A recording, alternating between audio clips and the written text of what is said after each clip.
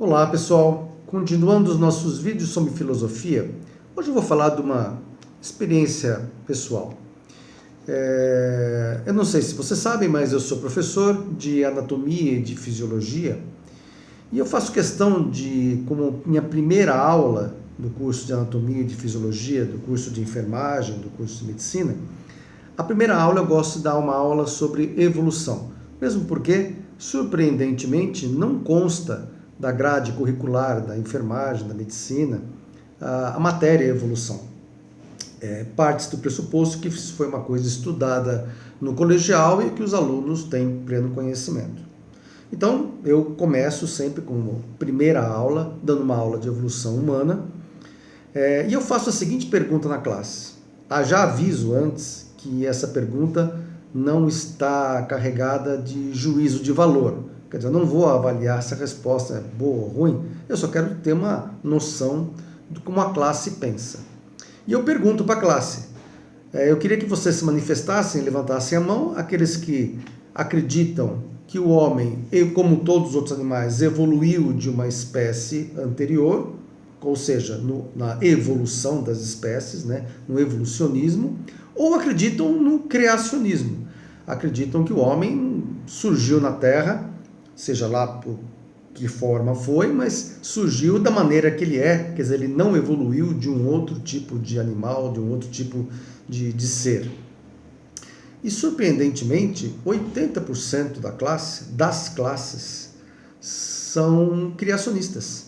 Quer dizer, as pessoas acreditam não que o homem tenha evoluído, mas que o homem tenha surgido, como se Deus tivesse feito o homem do barro, por exemplo, Adão, Eva, aquela história toda, né? Isso é uma coisa surpreendente, porque nós ensinamos nas escolas a evolução, e eu tenho a impressão que os professores acreditam que isso é bem entendido e compreendido. Existe, na verdade, uma confusão com relação a isso. Uma confusão no sentido de que uma coisa é uma postura religiosa, outra coisa é uma postura científica. Não tem como a gente discutir religião com ciência no meio, assim como não tem como você discutir ciência com religião no meio. São coisas diferentes. É como você querer misturar laranja com maçã e querer dizer que tudo é uma coisa. Não é, laranja é uma coisa, maçã é outra coisa. E se você tenta substituir um para o outro, o doce não dá certo. Na verdade é isso, né? Então, quando eu explico para meus alunos isso, obviamente eu explico que eu não estou ali para tentar mudar a crença de ninguém. Pouco me importa o que cada um acredita. Se a pessoa acredita no cristianismo, no budismo, no confucionismo, mormon, judeu, cristão, quer dizer, isso é uma questão de cunho pessoal, né? É uma questão de crença, é uma questão de fé, mas não é uma questão científica. Se eu peço para um aluno explicar como que ocorreram as espécies, como as espécies foram se modificando, teoricamente, se esse aluno der como resposta uma resposta religiosa, ele está errando. Porque nesse ponto, o que eu quero saber dele é a resposta científica. Então a resposta científica é melhor do que a religião? Não, não é melhor. Assim como laranja não é melhor do que maçã, religião não é melhor do que ciência. São coisas diferentes, né?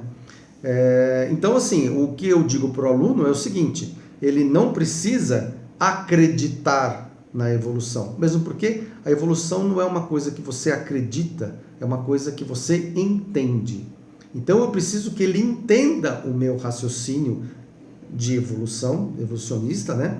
Ele entenda aquilo que, por exemplo, Charles Darwin postulou, né? Que ele entenda o pensamento filosófico que estava por trás disso, que ele entenda como se provou esse raciocínio filosófico através da ciência, mas eu não peço que ele acredite, porque ciência não é uma coisa que você acredita. Ciência é uma coisa que você entende e que você é ou não convencido disso. Religião, ao contrário, não é uma coisa que você entende, é uma coisa que você acredita. Por isso é que não dá para misturar uma coisa com a outra. Esse vídeo calhou em função de que agora, no CAPES, na CAPES, a CAPES é uma entidade de fomento para a pesquisa, agora está sendo presidida por uma pessoa que vem do Mackenzie, da Universidade de Mackenzie, que é uma pessoa totalmente digna e capaz, né? Senão ela não teria sido reitora do Mackenzie, né? Mas é uma coisa um pouco estranha no sentido de que essa pessoa é uma pessoa declaradamente criacionista.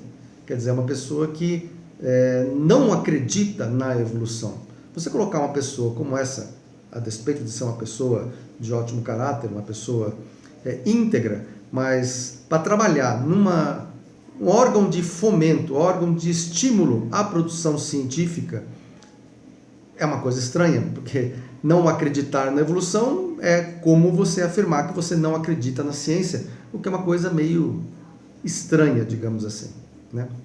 Por isso é que as pessoas no meio científico, no meio jornalístico, estão comentando muito sobre essa contratação, porque parece uma coisa que não tem muito pé nem cabeça. Se você se interessa por esse tipo de vídeo e quer que a gente faça um vídeo a respeito, dê uma mensagem que a gente faz.